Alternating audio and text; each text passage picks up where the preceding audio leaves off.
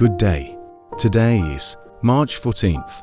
Our devotion is taken from Daniel chapter 3 verse 16 to 18. Shadrach, Meshach, and Abednego replied to him, King Nebuchadnezzar, we do not need to defend ourselves before you in this matter. If we are thrown into the blazing furnace, the God we serve is able to deliver us from it, and he will deliver us from your Majesty's hand. But even if he does not, we want you to know, Your Majesty, that we will not serve your gods or worship the image of gold you have set up. Daniel 3:16 to 18.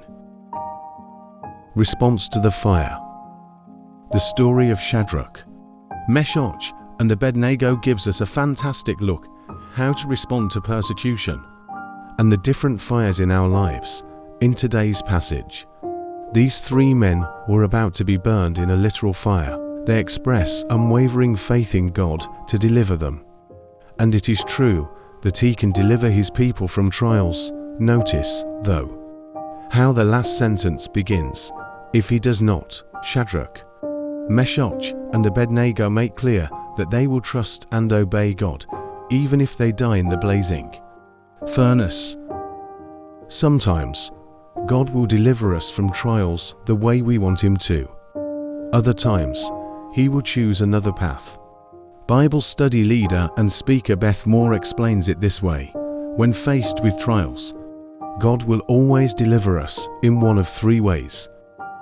Out of the fire, God will spare us completely from the trial before us. An example would be getting a tumor diagnosis only to discover it's benign. Through the fire, God will allow us to survive our trial, but requires we go through it.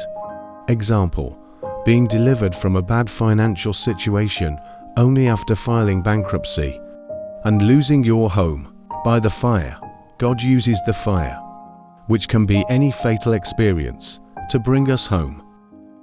Of course, the first option is always the one we want, but God may have incredible plans through the second option, or may seek to end terrible suffering through the third. Seek his will for your trials and trust him no matter which option he chooses for you.